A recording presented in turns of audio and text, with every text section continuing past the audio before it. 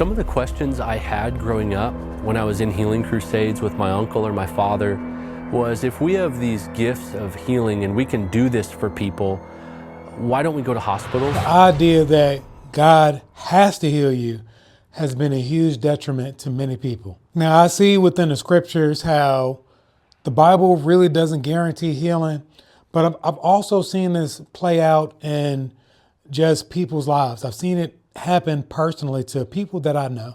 I remember the pastor of the last church that I went to, he always preached healing, and that healing was a right for every believer to have, and it was something that was available for every believer. And he died on his deathbed from cancer.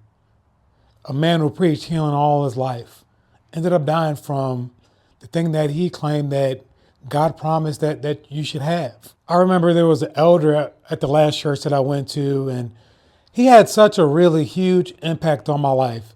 There was a men's class that we used to do on Saturdays of each month. I think it was every Saturday we had it. And for quite a bit of time in my 20s, it was something that really encouraged me in my faith, and I grew a lot because of this class. Now, yeah, they had the prosperity gospel teaching kind of interwoven into it, but it really was mainly about how do we live our lives as men, and things like living a sexually pure life, providing for your family. All of those things were kind of in that class, and it was a huge blessing, and it was led by this elder that was really, really dear and near to my heart. Now, I found that he had cancer, and this was a few years after I left the church. And I ran into somebody in the church, and they said, hey, give this elder a call because he's had cancer for a while, and he's been in the hospital for a while. And in my mind, I was thinking, let me go talk to this man, because there's a good possibility that I may never get the opportunity to call him again. So I gave him a call, and we was talking about the cancer, and I thanked him, and I said, hey, thank you for all of the things that you've taught me.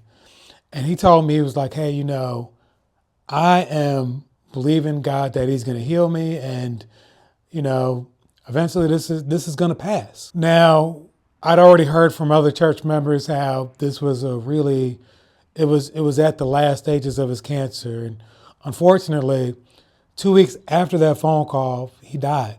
Now, the only two conclusions, now if there's a third conclusion, maybe we can come to another conclusion. There's only really two conclusions that you can have after these things happen. Number one, they didn't have enough faith.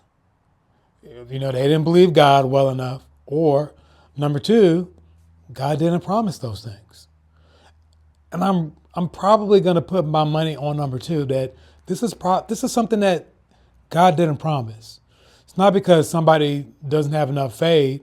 The Bible says that all you need is a grain of a mustard seed. Doesn't take that much faith.